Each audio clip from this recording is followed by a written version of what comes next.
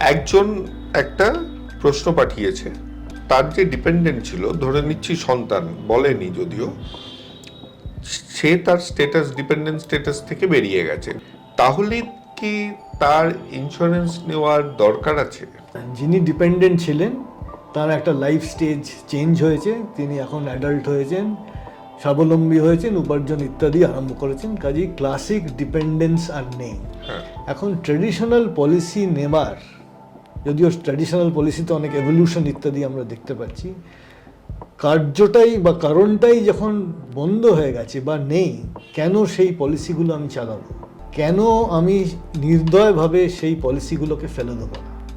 So আমার মতে যেহেতু লাইফ স্টেজ বদলে গেছে, আমাকেও খুব ডিটারমিন্ড ওয়েতে ইন্স্যুরেন্সের স্ট্র্যাটেজি বদলাতে হবে।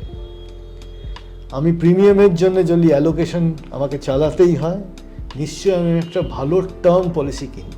নিশ্চয়ই আমি একটা ভালো টার্ম পলিসি কিনব।